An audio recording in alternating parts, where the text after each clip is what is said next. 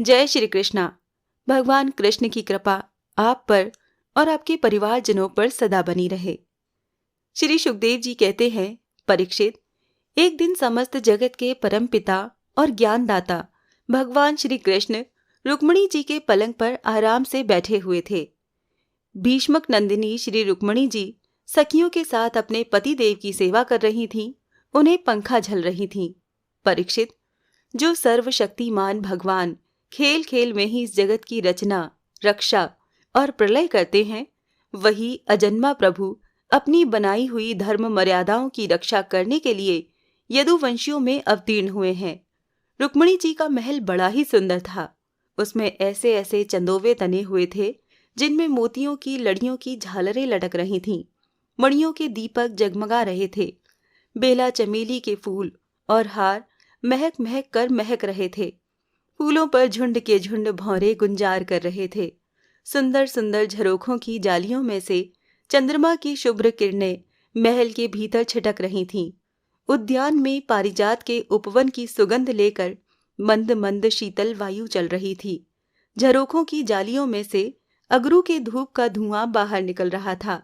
ऐसे महल में दूध के फेन के समान कोमल और उज्ज्वल बिछौने से युक्त सुंदर पलंग पर भगवान श्री कृष्ण बड़े आनंद से विराजमान थे और रुक्मिणी जी त्रिलोकी के स्वामी को पति रूप में प्राप्त करने उनकी सेवा कर रही थीं।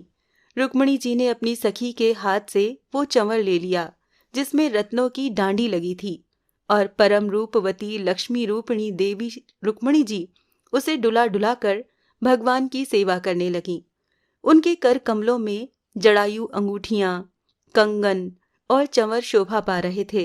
चरणों में मणि जटित पाजेब रुंझुन रुंझुन कर रहे थे।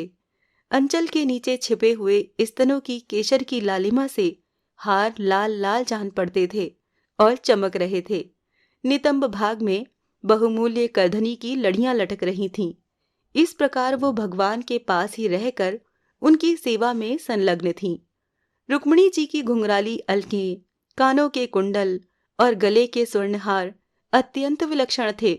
उनके मुखचंद्र से मुस्कुराहट की अमृत वर्षा हो रही थी। ये रुक्मिणी जी अलौकिक रूप लावण्यवती लक्ष्मी जी ही तो हैं। उन्होंने जब देखा कि भगवान ने लीला के लिए मनुष्य का सा शरीर ग्रहण किया है, तब उन्होंने भी उनके अनुरूप रूप प्रकट कर दिया। भगवान श्री कृष्ण ये देखकर बहुत प्रसन्न हुए कि रुक्मिणी जी मेरी परायण हैं, मेरी अनन्य प्रेयसी हैं। तब उन्होंने बड़े प्रेम से मुस्कुराते हुए उनसे कहा। भगवान श्री कृष्ण ने कहा, राजकुमारी, बड़े बड़े नरपति जिनके पास लोकपालों के समान ऐश्वर्य और संपत्ति है, जो बड़े महानुभाव और श्रीमान हैं तथा सुंदरता, उदारता और बल में भी बहुत आगे बढ़े हुए हैं, तुमसे विवाह करना चाहते थे। तुम्हारे पिता और भाई भी उन्हीं के साथ तुम्हारा विवाह करना चाहते थे। यहाँ तक कि उन्होंने वाग्दान भी करा दिया था। शिशुपाल आदि बड़े बड़े वीरों को, जो कामोन्मत्त होकर तुम्हारे याचक बन रहे थे, तुमने छोड़ दिया और मेरे जैसे व्यक्ति को, जो किसी प्रकार तुम्हारे समान नहीं है, अपना पति स्वीकार किया। ऐसा तुमने क्यों किया? सुंदरी, देखो, हम जरासंध आदि राजाओं से डरकर समुद्र की शरण में आ बसे हैं। बड़े बड़े बलवानों से हमने बैर बांध रखा है और प्राय राज सिंहासन के अधिकार से भी हम वंचित ही हैं। सुंदरी, हम किस मार्ग के अनुयायी हैं, हमारा कौन सा मार्ग है, ये भी लोगों को अच्छी तरह मालूम नहीं है। हम लोग लौकिक व्यवहार का भी ठीक ठीक पालन नहीं करते, अनुनय विनय के द्वारा स्त्रियों को रिझाते भी नहीं। जो स्त्रियां हमारे जैसे पुरुषों का अनुसरण करती हैं, उन्हें प्राय कलेश ही कलेश भोगना पड़ता है। सुंदरी, हम तो सदा के अकिंचन हैं, न तो हमारे पास कभी कुछ था और न ही रहेगा। ऐसे ही अकिंचन लोगों से हम प्रेम भी करते हैं और वो लोग भी हमसे प्रेम करते हैं। यही कारण है कि अपने को धनी समझने वाले लोग प्राय हमसे प्रेम नहीं करते, हमारी सेवा नहीं करते। जिनका धन, कुल, ऐश्वर्य, सौंदर्य और आय अपने समान होती है, उन्हीं से विवाह और मित्रता का संबंध करना चाहिए। जो अपने से श्रेष्ठ या अधम हो, उनसे नहीं करना चाहिए। विदर्भ राजकुमारी, तुमने अपनी अदूरदर्शिता के कारण इन बातों का विचार नहीं किया और बिना जाने बूझे भिक्षुकों से मेरी झूठी प्रशंसा सुनकर मुझ गुणहीन को वरण कर लिया। अब भी कुछ बिगड़ा नहीं है। तुम अपने अनुरूप किसी श्रेष्ठ क्षत्रिय को वरण कर लो, जिसके द्वारा तुम्हारी इहलोक और परलोक की सारी आशा अभिलाषाएं पूरी हो सकें। सुंदरी, तुम जानती ही हो कि शिशुपाल, शाल्व, जरासंध, दंतवक्त्र आदि नरपति और तुम्हारा बड़ा भाई रुक्मी सभी मुझसे द्वेष करते हैं। कल्याणी, वो सब बल पौरुष के मद से अंधे हो रहे थे, अपने सामने किसी को कुछ नहीं गिनते थे।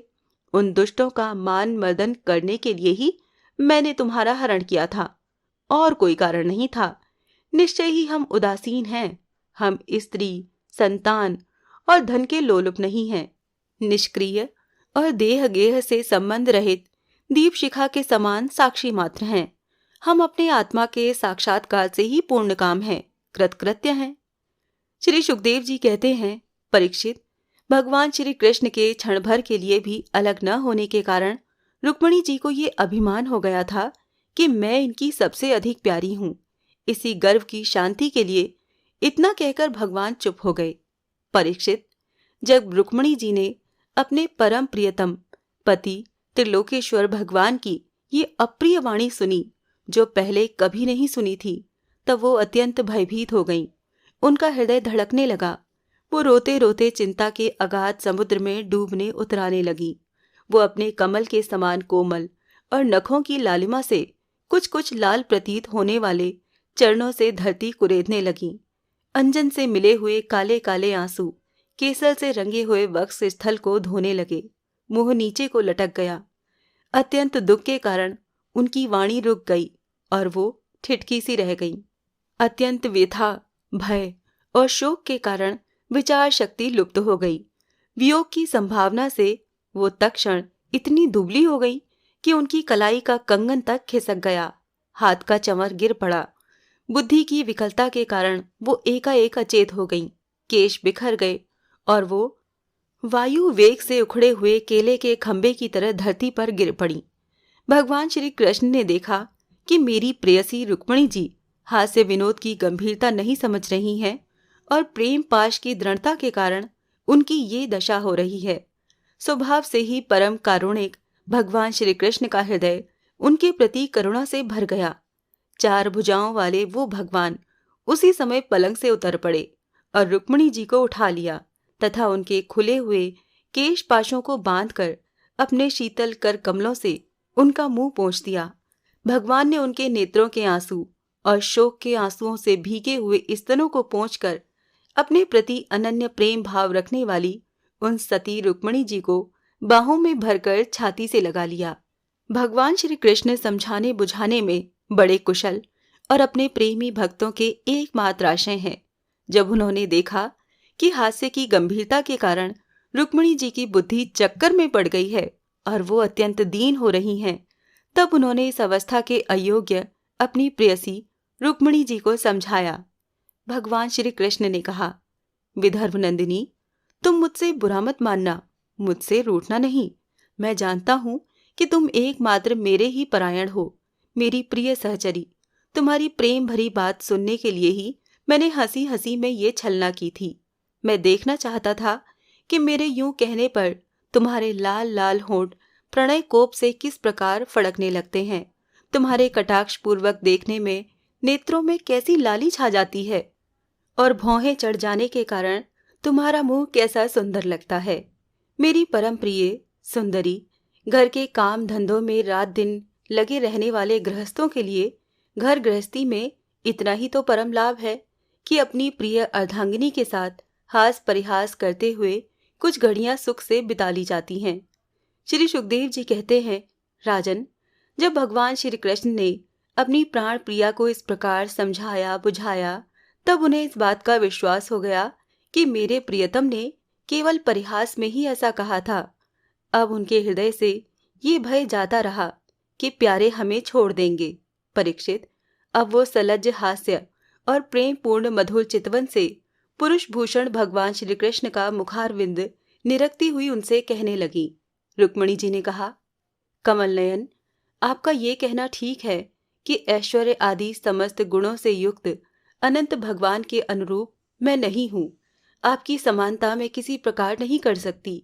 कहाँ तो अपनी अखंड महिमा में स्थित तीनों गुणों के स्वामी तथा ब्रह्मा आदि देवताओं से सेवित आप भगवान, और कहाँ तीनों गुणों के अनुसार स्वभाव रखने वाली गुणमयी प्रकृति मैं, जिसकी सेवा कामनाओं के पीछे भटकने वाले अज्ञानी लोग ही करते हैं।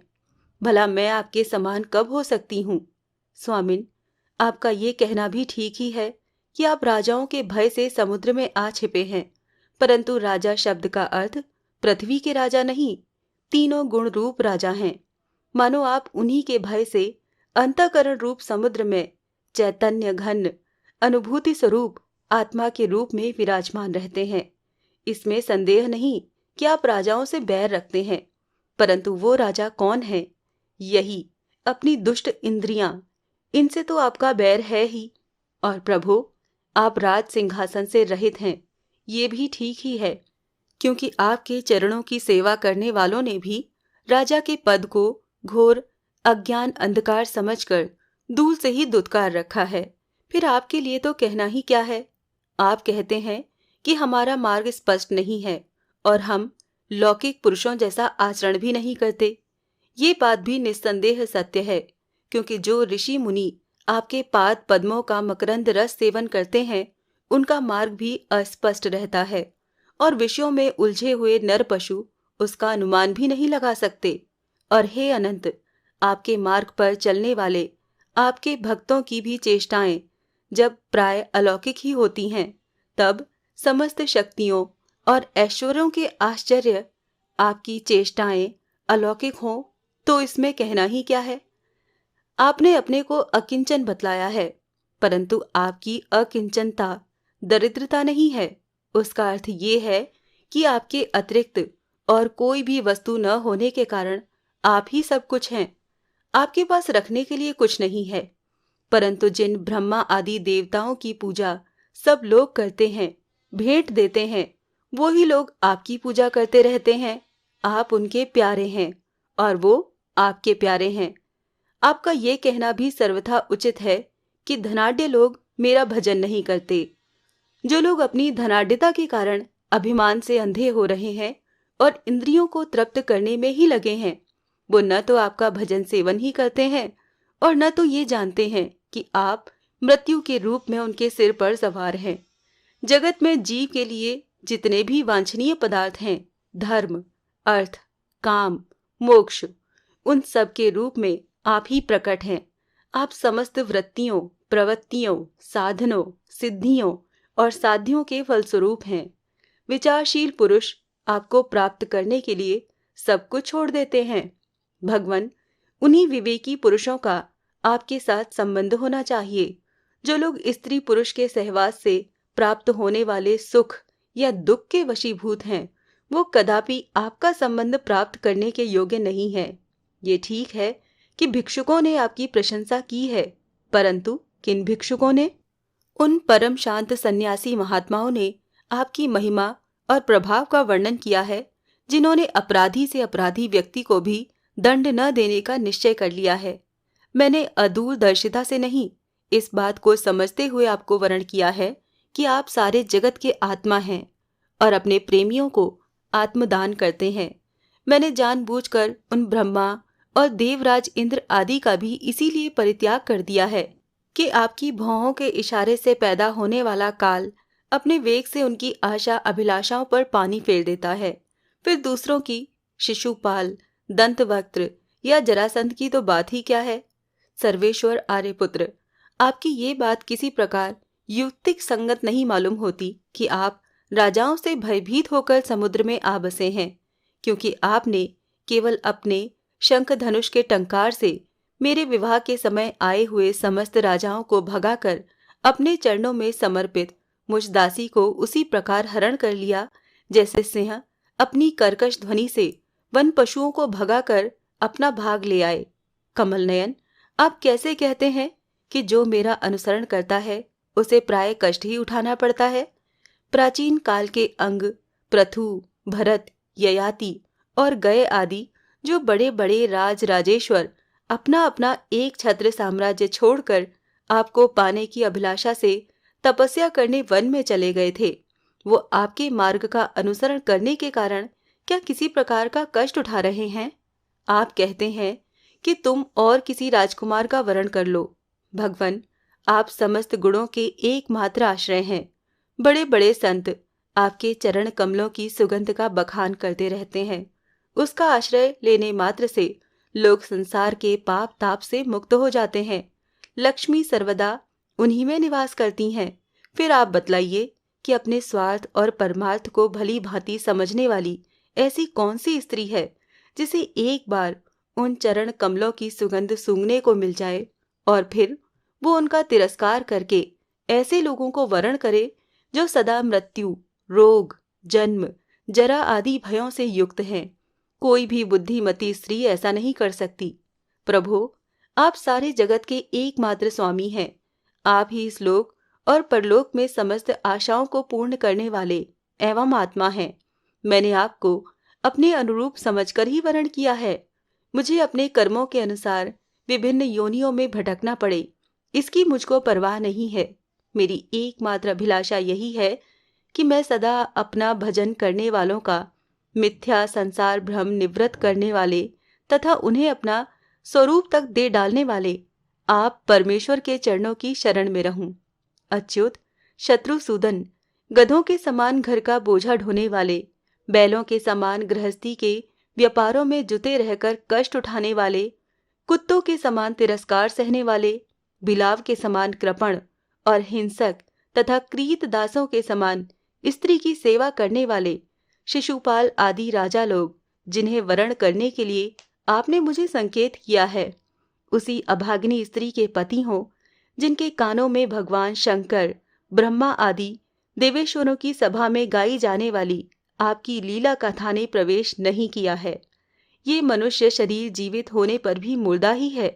ऊपर से चमड़ी, दाढ़ी मूछ, रोएं, नख और केशों से ढका हुआ है, परंतु इसके भीतर मांस, हड्डी, खून, कीड़े, मलमूत्र, कफ, पित्त और वायु भरे हुए हैं। इसे वही मूढ़ स्त्री अपना प्रियतम पति समझकर सेवन करती है, जिसे कभी आपके चरणार विंद के मकरंद की सुगंध सूंघने को नहीं मिली। कमल नयन, आप आत्माराम हैं, मैं सुंदरी अथवा गुणवती हूँ, इन बातों पर आपकी दृष्टि नहीं जाती, अतः आपका उदासीन रहना स्वाभाविक है। फिर भी आपके चरण कमलों में मेरा सुदृढ़ अनुराग हो, यही मेरी अभिलाषा है। जब आप इस संसार की अभिवृद्धि के लिए उत्कट रजोगुण स्वीकार करके मेरी ओर देखते हैं, तब वो भी आपका परम अनुग्रह ही है। मधुसूदन, आपने कहा कि किसी अनुरूप वर को वरण कर लो। मैं आपकी इस बात को भी झूठ नहीं मानती, क्योंकि कभी कभी एक पुरुष के द्वारा जीती जाने पर भी काशी नरेश की कन्या अंबा के समान किसी भी दूसरे पुरुष में भी प्रीति रहती है। कुल्टा स्त्री का मन तो विवाह हो जाने पर भी नए नए पुरुषों की ओर खींचता रहता है। बुद्धिमान पुरुष को चाहिए कि वो ऐसी कुल्टा स्त्री को अपने पास न रखे। उसे अपनाने वाला पुरुष लोक और परलोक दोनों खो बैठता है, उभय भ्रष्ट हो जाता है। भगवान श्री कृष्ण ने कहा, साध्वी राजकुमारी, यही बातें सुनने के लिए तो मैंने तुमसे हंसी हंसी में तुम्हारी वंचना की थी, तुम्हें छकाया था। तुमने मेरे वचनों की जैसी व्याख्या की है वो अक्षरक्ष सत्य है। सुंदरी, तुम मेरी अनन्य प्रेयसी हो, मेरे प्रति तुम्हारा अनन्य प्रेम है। तुम मुझसे जो जो अभिलाषाएं करती हो वो तो तुम्हें सदा सर्वदा प्राप्त ही हैं। और ये बात भी है कि मुझसे की हुई अभिलाषाएं सांसारिक कामनाओं के समान बंधन में डालने वाली नहीं होती, बल्कि वो समस्त कामनाओं से मुक्त कर देती हैं। पुण्यमयी प्रिय, मैंने तुम्हारा पति प्रेम और पातिव्रत भी भली भांति देख लिया। मैंने उल्टी सीधी बात कहकर तुम्हें विचलित करना चाहा, परंतु तुम्हारी बुद्धि मुझसे तनिक भी इधर उधर न हुई। प्रिय, मैं मोक्ष का स्वामी हूँ, लोगों को संसार सागर से पार करता हूँ। जो सकाम पुरुष अनेक प्रकार के व्रत और तपस्या करके दाम्पत्य जीवन के विषय सुख की अभिलाषा से मेरा भजन करते हैं, वो मेरी माया से मोहित हैं। मानिनी प्रिय, मैं मोक्ष और संपूर्ण संपदाओं का आश्रय हूँ, अधीश्वर हूँ। मुझ परमात्मा को प्राप्त करके भी जो लोग केवल विषय सुख के साधन संपत्ति की अभिलाषा करते हैं, मेरी पराभक्ति नहीं चाहते, वो बड़े मंदभागी हैं। क्योंकि विषय सुख तो नरक में और नरक के ही समान सूकर कुकर आदि योनियों में भी प्राप्त हो सकते हैं, परंतु उन लोगों का मन तो विषयों में ही लगा रहता है, इसीलिए उन्हें नरक में जाना भी अच्छा जान पड़ता है। ग्रहेश्वरी, प्राण प्रिय, ये बड़े आनंद की बात है कि तुमने अब तक निरंतर संसार बंधन से मुक्त करने वाली मेरी सेवा की है। दुष्ट पुरुष ऐसा कभी नहीं कर सकते, जिन स्त्रियों का चित्त दूषित कामनाओं से भरा हुआ है और जो अपनी इंद्रियों की तृप्ति में ही लगी रहने के कारण अनेकों प्रकार के छल छदम रचती रहती हैं, उनके लिए तो ऐसा करना और भी कठिन है। मानिनी, मुझे अपने घर भर में तुम्हारे समान प्रेम करने वाली भार्या और कोई दिखाई नहीं देती, क्योंकि जिस समय तुमने मुझे देखा न था, केवल मेरी प्रशंसा सुनी थी, उस समय भी अपने विवाह में आए हुए राजाओं की उपेक्षा करके ब्राह्मण द्वारा मेरे पास गुप्त संदेश भेजा था। तुम्हारा हरण करते समय मैंने तुम्हारे भाई को युद्ध में जीतकर उसे विरूप कर दिया था और अनिरुद्ध के विवाहोत्सव में चौसर खेलते समय बलराम जी ने तो उसे मार ही डाला, किंतु हमसे वियोग हो जाने की आशंका से तुमने चुपचाप वो सारा दुख सह लिया, मुझसे एक बात भी नहीं कही। तुम्हारे इस गुण से मैं तुम्हारे वश हो गया हूँ। तुमने मेरी प्राप्ति के लिए दूत के द्वारा अपना गुप्त संदेश भेजा था, परंतु जब तुमने मेरे पहुंचने में कुछ विलंब होता देखा, तब तुम्हें ये सारा संसार सूना दिखने लगा। उस समय तुमने अपना ये सर्वांग सुंदर शरीर किसी दूसरे के योग्य न समझकर इसे छोड़ने का संकल्प कर लिया था। तुम्हारा ये प्रेम भाव तुम्हारे ही अंदर रहे, हम इसका बदला नहीं चुका सकते। तुम्हारे सर्वोच्च प्रेम भाव का केवल अभिनंदन करते हैं। श्री सुखदेव जी कहते हैं, परीक्षित, जगदीश्वर भगवान श्री कृष्ण आत्मा राम हैं। वो जब मनुष्यों की सी लीला कर रहे हैं, तब उसमें दाम्पत्य प्रेम को बढ़ाने वाले विनोद भरे वार्तालाप भी करते हैं और इस प्रकार लक्ष्मी रूपिणी रुक्मिणी जी के साथ विहार करते हैं। भगवान श्री कृष्ण समस्त जगत को शिक्षा देने वाले और सर्वव्यापक हैं।